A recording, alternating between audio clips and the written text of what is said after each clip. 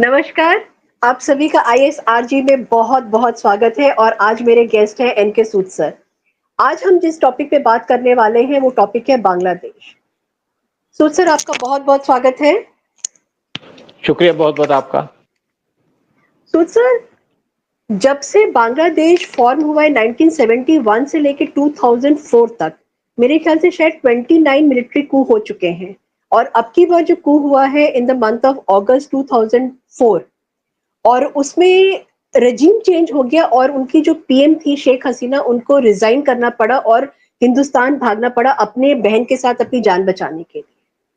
उसके बाद जो कंडीशन वहां पे जो कत्ले आम हम लोगों ने सड़क पे बांग्लादेश में होते हुए देखा है माइनॉरिटीज का और वो स्पेशली हिंदूज का, और जो वीडियोस फिल्टर होके हमारे पास में आए हैं वो इतने ज्यादा डरावने और इतने ज्यादा परेशान करने वाले थे कि आज तक अगर हम उनको याद करते हैं तो मैं तो बिल्कुल कांप जाती हूँ। ताबड़तोड़, मतलब एक के बाद एक जिस तरीके से उन लोगों ने किया था। अभी दुर्गा पूजा का टाइम आ गया है, जैसे आपको भी पता है कि मंदिर सारे तोड़ दिए गए, वहां पे सारी मूर्तियां खंडित कर दी गई हैं, दुर्गा पूजा की तैयारी हो रही है वहां पर। लेकिन दुर्गा पूजा की भी जो मूर्तियां बनी हुई है वहां किसी में दुर्गा माँ का सर जो है वो हटा हुआ है, तोड़ा गया है, या कभी उनके हाथ पैर तोड़े, मतलब बहुत ज्यादा परेशान करने वाली वीडियोस आ रही हैं और फोटोज आ रही है वहां से। वहां पे उनके जो बांग्लादेश के आर्मी चीफ है जनरल वजार उर जमन, उन्होंने अभी ढाकेश्वरी मंदिर में जाकर के एक विजिट किया है और उन्होंने एक अपना बयान रिलीज किया जिसमें उन्होंने कहा है कि वो हिंदू कम्युनिटी को सेफ्टी और सिक्योरिटी प्रोवाइड करने का प्रॉमिस करते हैं, आश्वासन देते हैं कि उनके ऊपर कुछ नहीं। तो सर मैं आपसे ये जानना चाहती हूँ, क्या इतना कह देना बर काफी है, या जो इतना सितम एक तरीके से जो ढा रहे हैं हिंदुओं के ऊपर वहां पे, उनके ऊपर कंट्रोल करना जरूरी नहीं है क्या? आप इस बारे में क्या बोलेंगे? देखिए, कहने को तो बहुत सी बातें हैं बांग्लादेश के बारे में। हमने अपने 3000 सैनिक खोए, हमने करोड़ों रुपए खोए, कई सौ करोड़, कई हजार रुपए खो दिए हमने बांग्लादेश को लिबरेट कराने में। इनको आज़ादी दिलवाई, आज़ादी दिलवा करके वहां पे हमने एक कदम नहीं रखा, इनको वहां पे छोड़ के आ गए, सत्ता इनको छोड़ दी। इनके जो प्रेसिडेंट थे उस टाइम पे, जिन्होंने आज़ादी की लड़ाई लड़ी, शेख मुजीबुर रहमान, उनको छुड़वाया। उनको छुड़वाने के ऊपर हमने अपने पाकिस्तान के 93,000 सोल्जर्स को फ्री कर दिया, इसी कंडीशन पे फ्री किया था कि उनको जिंदा आने दो। तो हमने जितना सैक्रिफाइस किया इंडिया ने, वो कोई करेगा नहीं। और उसके बाद हमने वहां पे 1 इंच पे क्लेम नहीं किया इनका। फिर इनको सपोर्ट करते 1 करोड़ बांग्लादेशी उस टाइम पे इंडिया के अंदर आए थे, जिनको हमने जिनको खाना खिलाया, जिनको पिलाया, जहां बिठाया उनको, और उनको अपनी कंट्री के अंदर वापस भेजा। उन्होंने अपने जो शेख मुजीबुर रहमान था उसी का मर्डर कर दिया। इस तरीके के जिहादी, इस तरीके के थैंकलेस लोग अब भी इनकी लॉयल्टी पाकिस्तान के साथ है। हम इनसे लॉयल्टी नहीं मांगते, दोस्ती रखो, अच्छी रखो। और एक बात जरूर है कि बांग्लादेश अगर इसी तरीके से इंडिया से दुश्मनी करेगा तो ऐसे तो बांग्लादेश सर्वाइव नहीं कर पाएगा। पहले पाकिस्तान का बुरा हाल हो गया, आपने देखा पाकिस्तान भीख मांग रहा है। फिर मालदीव के मिजू, उन्होंने भी इंडिया को आंख दिखाई, उनका आज बुरा हाल, अब इंडिया में आए हुए हैं भीख मांगने के लिए दोबारा से। और बांग्लादेश अपनी इकोनॉमी किसी तरीके से सर्वाइव नहीं कर पाएगा, अपनी इकोनॉमी को प्रॉपर नहीं कर पाएगा बगैर इंडिया की मदद से। जब शेख हसीना यहाँ पे, जब पाकिस्तान की जो आर्मी थी, उन्होंने 70-71 के अंदर 30 लाख लोगों का यहाँ पे मैसेक्टर किया था, 30 लाख लोग, और किसी ने आवाज उठाई क्योंकि अमेरिका इनके साथ है। अमेरिका तो वैसे ही बुचर्स का बुचर्स है। तो फिर यहाँ पे 3 लाख लड़कियों का इन्होंने रेप किया था, हिंदू मारे, और ज्यादातर हिंदुओं को टारगेट किया इन्होंने। और हम तब भी कुछ नहीं बोले, वर्ड भी कुछ नहीं बोला। लेकिन जब शेख हसीना पावर में आई जनवरी 2009 से, तो वहां पे बांग्लादेश की सिचुएशन इंप्रूव होने लगी, उनकी इकोनॉमी अच्छी होने लगी, और शेख हसीना इंडिया की तरफ झुकी क्योंकि उनके फादर, उन्होंने बांग्लादेश को लिबरेट कराया था और इंडिया ने उनकी मदद की थी। पीएम मोदी 2015 के अंदर बांग्लादेश के अंदर गए, पहली विजिट थी उनकी, बाउंड्री एग्रीमेंट साइन किया, एश्योरेंस दी हम आपको हेल्प करेंगे, हम आपको पेट्रोल भी देंगे, हम आपको डीजल भी देंगे, हम आपको बिजली भी देंगे, खाने पीने की चीजें भी देंगे, और बांग्लादेश की इकोनॉमी प्रॉस्पर करने लगी। और बांग्लादेश इस टाइम पे साउथ एशिया के अंदर सबसे क्विक अपनी इकोनॉमी को ऊपर लेके आ रहा था। और उस टाइम पे बांग्लादेश के अंदर जो शेख हसीना थी, उनको पावर से हटा दिया इन्हीं जिहादियों ने, क्योंकि ये किसी के सगे हैं ही नहीं। और ठीक है, अमेरिका भी साथ था, चाइना भी साथ था, बहुत कुछ बात है। लेकिन अब जब यहाँ पे शेख हसीना थी तो वहां पे हिंदुओं पे अत्याचार होने शुरू हो गए, पहले भी होते थे, लेकिन शेख हसीना के टाइम में हिंदू सेफ थे काफी हद तक, क्योंकि जो जिहादी इनको टारगेट करते थे उनको जेल में डाल दिया, चाहे जमात इस्लामी के, चाहे हरकत अंसार के लोग थे उनको जेल में डाला। और शेख हसीना माइनॉरिटी का ख्याल रखती थी, हिंदुस्तान से रिलेशन अच्छे थे, लेकिन उनके पावर से हटने के बाद हिंदुओं पे और ज्यादा अटैक शुरू हो गए, क्योंकि मोहम्मद यूनिस जो सीआईए के एजेंट है, इनको स्पेशली पेरिस से बुलाया गया, गद्दी पे बिठा दिया गया और हिंदुओं पे अत्याचार होने लग गए और ज्यादा। लेकिन हमारी गवर्नमेंट ने इनके ऊपर काफी एक्शन लिया, इनसे बात की कि आप हिंदुओं को प्रोटेक्शन दो, इंटरनेशनल कम्युनिटी के अंदर शोर मचाया, यूएन के अंदर शोर मचाया, जबकि यूएस ने हमको कोई सपोर्ट नहीं दी। लेकिन उसके बाद अब दुर्गा पूजा का टाइम आया,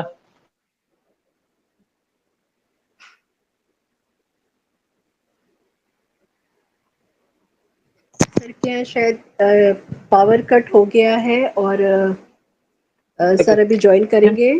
दुर्गा पूजा बहुत ज्यादा इंपॉर्टेंस देते थे, वहां पे 32,000 जो जगह थी जहां पे दुर्गा पूजा होनी थी, वहां पे काम शुरू हुआ, हिंदू इकट्ठे भी हो गए, अपनी राइट के लिए लड़ने भी लग गए हिंदू, और वहां पे गवर्नमेंट को कहना पड़ा कि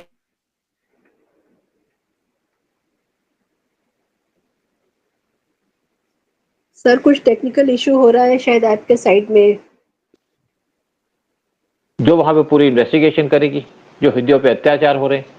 तो इसी के डर से बांग्लादेश की गवर्नमेंट थोड़ी सी सहमी हुई है कि एक तो इंटरनेशनल इशू बन जाएगा, लेकिन जब यहाँ पे दुर्गा पूजा होनी थी तो यहाँ पे जो गवर्नमेंट ने एश्योरेंस दी कि हम दुर्गा पूजा के अंदर आपको कोई प्रॉब्लम नहीं होने देंगे हिंदुओं को। हिंदू लीडर इनके इंटरिम प्रेसिडेंट से भी मिले, इनके इंटरिम प्रेसिडेंट हिंदू टेंपल में भी गए, और इनके जो आर्मी के चीफ है वो भी हिंदू टेंपल में गए, और वहां पे इन्होंने भी स्टेटमेंट दी कि हिंदुओं को पूरी प्रोटेक्शन दी जाएगी। लेकिन जो वहां पे जिहादी हैं उन्होंने कहा जी दुर्गा पूजा आपने करनी है तो आपको 5 लाख टका देने पड़ेंगे। तो इस वजह से 8,000 जो टेंपल है जहां पे दुर्गा पूजा होनी थी उन्होंने पंडाल या प्रोग्राम कैंसिल कर दिया, और वहां पे आर्मी की तो प्रोटेक्शन दे रहे हैं, लेकिन बहुत चकमा जो आप चकमा ट्रैक हिल के लोग हैं, हिंदू हैं, ट्राइबल हैं, वहां पे आर्मी नहीं जिहादियों के साथ मिलकर उनके घर जला दिए। तो आर्मी यहाँ पे डबल स्टैंडर्ड है, डबल रोल है इनका। और अब ये आर्मी के चीफ कह रहे हैं हम आप प्रोटेक्शन तो देंगे, लेकिन उन जिहादियों के खिलाफ जब तक आप एक्शन नहीं लोगे जो इनसे पैसे मांग रहे हैं, तो कैसे आप प्रोटेक्शन दे सकते हो। तो अगर आप दुर्गा पूजा के पंडाल में प्रोटेक्शन दे दोगे, क्योंकि दुर्गा पूजा के होने से पहले भी कई पंडालों को तो डिस्ट्रॉय कर दिया जिहादियों ने, चलो आपने इनको दुर्गा पूजा करने दी, लेकिन बाद में हिंदुओं को कौन सिक्योरिटी देगा। बिल्कुल। तो मेन इशू ये है कि क्या आप बाद में इनको सिक्योरिटी दे पाओगे। अब बांग्लादेश एक तरफ पाकिस्तान से हाथ मिला रहा है, चाइना साथ में मिला हुआ है, अब ये कहते हैं सार्क की मीटिंग करो, कभी कुछ इंडिया को टारगेट करते हैं, कभी कहते हैं चिकन नेक को अलग करा दें, कभी कुछ कहते हैं, लेकिन इंडिया इन चीजों की परवाह नहीं करता, क्योंकि हम बड़ी कंट्री है, तो मिलाना है तो पाकिस्तान से हाथ मिला लो। क्या पाकिस्तान भूखा तुम्हें बचा पाएगा? पाकिस्तान तो आप मर रहा है। किसी कंट्री को स्टेबलाइज करने के लिए सबसे जरूरी है उनकी इकोनॉमी को स्टेबलाइज करना, और अगर बांग्लादेश की इकोनॉमी को स्टेबलाइज करना है तो इंडिया से रिलेशन अच्छे रखने पड़ेंगे, क्योंकि इंडिया इनको खाने पीने की चीजें भी सप्लाई करता है, इंडिया इनको डीजल भी दे रहा था, जो इनकी कपड़ा इंडस्ट्री है उसमें भी इंडिया इनको हेल्प कर रहा था। बहुत से जो इंडियंस वहां पे रेमंड या बाकी जो आप रिलायंस, बहुत सी कंपनीज वहां पे कपड़ा बना रही थी, लेकिन जब वहां पे सिचुएशन खराब हो गई तो सारी कपड़ा इंडस्ट्री बंद हो गई, और बहुत सी जो इंडस्ट्रीज है वो इंडिया के अंदर शिफ्ट हो गई, क्योंकि उनको अपना बिजनेस भी करना है। तो बांग्लादेश के अंदर प्रॉब्लम तो स्टार्ट हो चुकी है, और वहां पे खाने पीने की चीजें 60% महंगी हो चुकी है। इंडिया ट्रेड करना चाहता है लेकिन कोई खाने पीने की चीजें नहीं देगा। आगे बढ़ने से पहले चैनल को लाइक करिएगा, सब्सक्राइब करिएगा और शेयर जरूर करिएगा, क्योंकि जो इन्फॉर्मेशन सूद सर आपको दे रहे हैं वो बहुत बहुत बहुत इंपॉर्टेंट है और बहुत रेलिवेंट है। और मैं आपकी होस्ट नंदिता जी मिश्रा हूँ। सूद सर, मैं आपसे एक चीज ये जानना चाहती थी कि जो बॉर्डर है वो बहुत ज्यादा पोरस बॉर्डर है, और वहां से काउ स्मगलिंग वगैरह भी बहुत जबरदस्त, मतलब मेरे ख्याल से 20 लाख काउस जो है वो पर ईयर वहां पे स्मगल की जाती थी, क्योंकि कुछ भी खा सकते हैं, और काऊ का मीट तो मेरे ख्याल से बहुत ज्यादा, बीफ तो नहीं बोलेंगे, cow meat is a different thing. कपड़ा इंडस्ट्री शिफ्ट हो रही है वहां से, वो सब इंडिया की तरफ में आ रही है, काऊ स्मगलिंग में कमी आई है, बट आप इसको कैसे देखते हैं कि वो जो कंट्री है जहां पे हिंदुओं के प्रति सारा अत्याचार हो रहा है, वो इसको लेकर के क्या करेगी? क्या वो स्मगलिंग बंद करेगी या? जी देखिए ऐसे 20 लाख काउ स्मगल होती थी बांग्लादेश के अंदर, पीएम मोदी गए थे बांग्लादेश के अंदर जून 2015 में, बाउंड्री का एग्रीमेंट साइन किया, उसके बॉर्डर की फेंसिंग कर दी गई, लेकिन देश के अंदर फ्लो करती सब हैं कुछ। और यहाँ पे मार्शेस भी हैं, यहाँ पे जमीन जो है वहां पे पानी है, तो मतलब आप इस टाइप की जमीन है कि जहाँ पे फेंसिंग नहीं हो सकती, और बहुत सी जगह अभी भी खाली है क्योंकि जिहादी फेंसिंग को तोड़ भी देते हैं। फिर दूसरी तरफ जो इंडिया की गवर्नमेंट है, स्पेशली वेस्ट बंगाल की, उनसे कॉपरेशन नहीं होती, तो बीएसएफ को डिप्लॉय तो किया हुआ है, और जब से वहां पे कू हुआ है तब से और ज्यादा बीएसएफ के पर्सनल को डिप्लॉय कर दिया गया। अब जो काओ की स्मगलिंग थी वो 20 लाख से घट के 2 लाख हो चुकी है, और इंडिया कोशिश कर रहा है कि काओ की स्मगलिंग और कम कर दी जाए, क्योंकि पूरे तो हम कर नहीं पाएंगे, पूरी तो सब बंद नहीं हो पाएगी। तो इंडिया ने इनको खाने पीने की चीजें भी देनी बंद कर दी है। हम ट्रेड कर रहे हैं, जैसे लोकोमोटिव दे रहे हैं इनको, लेकिन हम इनको दाल आटा चावल नहीं दे रहे। और बांग्लादेश को मारने का तरीका है कि इनको खाने पीने की चीजें मत दो।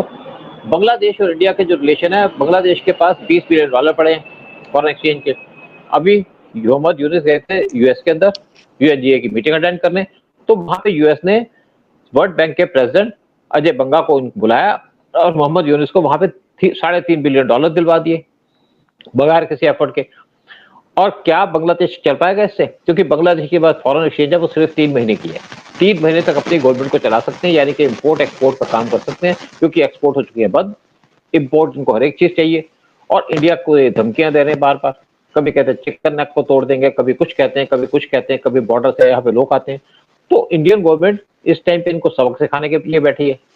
जिहादियों को अपनी कंट्री चलाने के लिए एक डिप्लोमेसी भी सीखनी पड़ती है, वो जो सीखते नहीं है। पाकिस्तान भी इसी तरीके से डूबा था, बीजू भी इस तरीके से काम कर रहे थे, और बीजू आज दोबारा से इंडिया के अंदर आए भीख मांगने के लिए।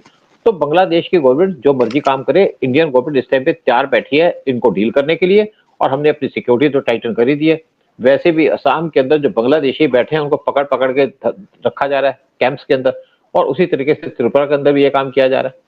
लेकिन फिर भी एक थ्रेट तो बना हुआ है, क्योंकि अब पाकिस्तान से रिलेशन इंप्रूव हो रहे हैं इनके, उससे क्या है कि जो पाकिस्तान से टेररिस्ट है वो बांग्लादेश के रास्ते इंडिया के अंदर घुसने की कोशिश करेंगे। तो इंडिया इस टाइम पे कोशिश कर रहा है कि जो फेंसिंग है उसको और ज्यादा स्ट्रेंथन किया जाए और वहां पे और ज्यादा आर्मी को डिप्लॉय किया जाए। हाँ sir, shouldn't we go Israel way? क्या वो पॉसिबल है कि अगर जो इजराइल ने किया है वो हम लोग भी कर सके, अपने जो ये खतरनाक अगल बगल जो सांप और बिच्छू बैठे हैं उनके ऊपर? देखो, ऐसा तो पाकिस्तान के अंदर 28 को तुमने हुआ भिजवा ही दिया, तुम्हें पता ही है। लेकिन इंडिया की इस टाइम पे थोड़ी सिचुएशन ठीक नहीं है वर्ल्ड के अंदर। लेकिन मुझे लगता है कि इंडिया इस टाइम पे जरूर कुछ एक्शन लेने की सोच रहा है, या हमारी एजेंसीज को काम दिया गया कि तुम अपने जो एजेंसीज हैं, स्पेशली रॉ की बात कर रहा हूँ, कि बांग्लादेश को उसी तरीके से डील करो जब 71 में पाकिस्तान से डील किया था, टुकड़े कर दिए थे पाकिस्तान के। और एक प्लान भी चल रही है, मुझे नहीं पता कब इंप्लीमेंट होगी। प्लान के अंदर जो अगर हिंदुओं पे अत्याचार होंगे तो एक स्पेशल कॉरिडोर बनाएंगे हिंदुओं के लिए, और उनको करना भी चाहिए।